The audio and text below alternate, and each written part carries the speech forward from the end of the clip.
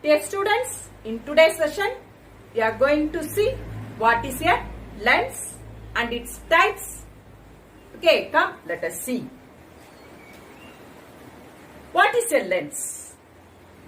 A lens is a transparent material which is bounded by one or both spherical surfaces. If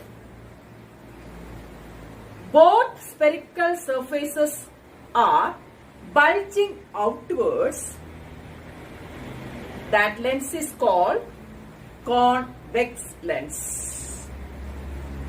Convex lens is thicker at the middle than its edges. Okay, look at this one. You could have seen this lens used by the dentist to check the teeth. If I touch it, this lens, it is thicker at the center and thinner at the edges. So it is a convex lens. Just opposite of convex lens is concave lens. A lens which has two spherical surfaces which are bulging inwards is called concave lens. It is thinner at the center than at the edges. Edges is bulged one or thicker one. Okay, look here. So this is a convex lens. It is a concave lens. At the center it is thicker. Here edges are thicker. Okay, dear ones. A convex lens is made up of two spherical surfaces. So this part of spherical surface is taken from a sphere. So this spherical surface is a part of the sphere. Same way, this spherical surface is part of another sphere. And also for concave lens, this spherical surface is taken from a sphere like this, and this form is from the sphere like this. Okay. Now, the center of the lens is called optical center. In the case of mirror, the center of the mirror is pole of the mirror. But in lens, it is called optic center, denoted by letter capital O. And here also, so this is center, denoted by letter O. And other terms like focal length, center of curvature, radius of curvature, and everything is same as in like mirror what we have discussed earlier. So, note here, for the lens, there are two focal length, two center of curvature. Am I correct?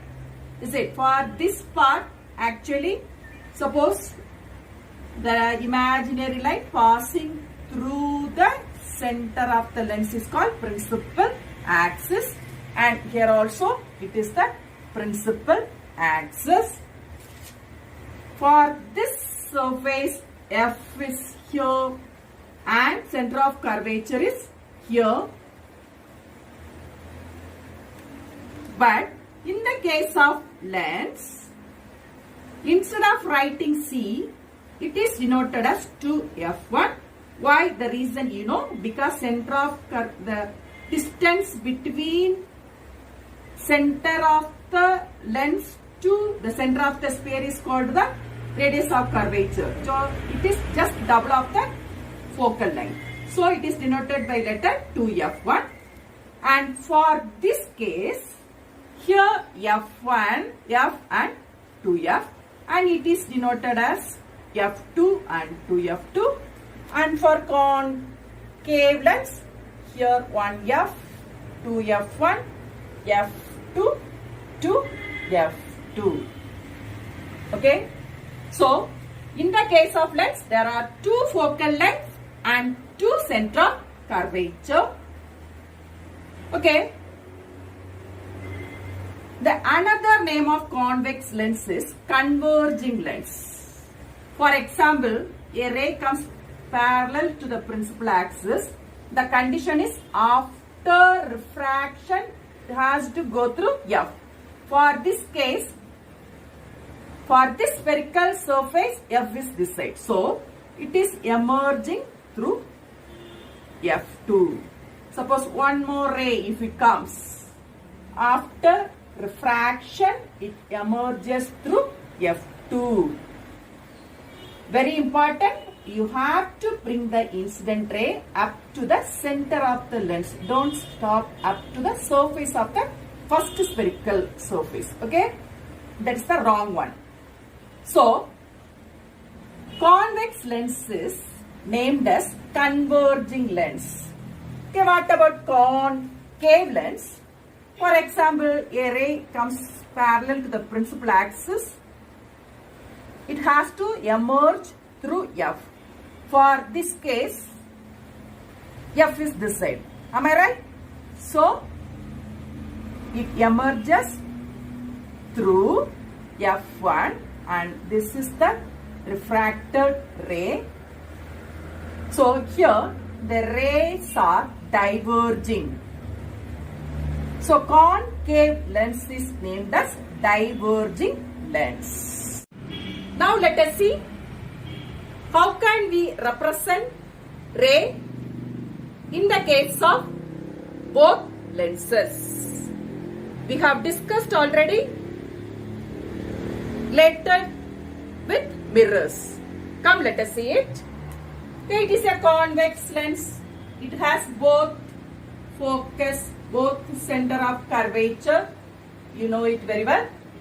Now, the first one is when an incident ray comes parallel to the principal axis, after refraction, it will emerge through F1.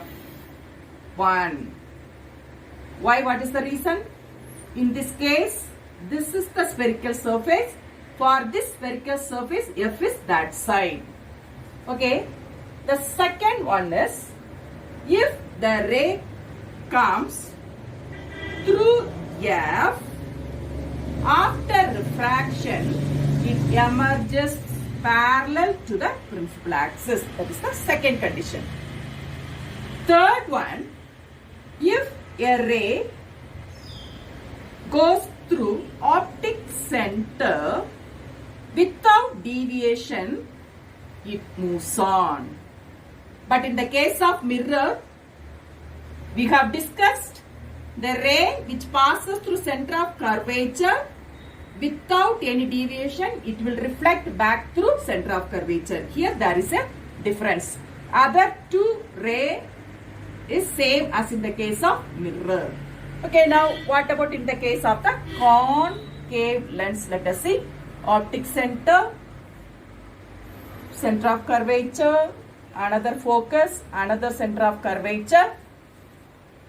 When an incident ray comes parallel to the principal axis, after refraction, it has to emerge through F. Here, this is the spherical surface. So, for this case, F is this side. So, from here, you have to make a dotted line and it should pass us through and extend this ray. This is refracted ray. Okay? Okay, what about in the another case? For this case, F2 is here. If an incident ray passes through F2, after refraction, it emerges parallel to the principal axis. Okay, this is the second one. Hope you understood. If an incident ray falls and moves through F, after refraction, it will emerge parallel to the principal axis. Third condition, if an incident ray moves passes through optic center without any deviation, it moves on. Okay, dear ones, hope you understood how can we represent ray diagram in both spherical lenses. That means convex and concave lenses.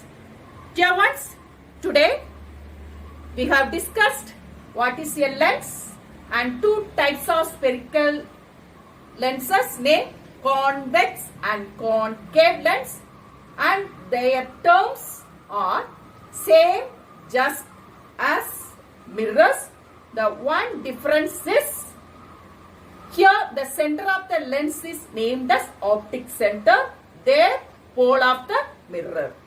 In the case of representation of ray diagram, if an incident ray passes through optic center without any deviation, it emerges through the same direction itself.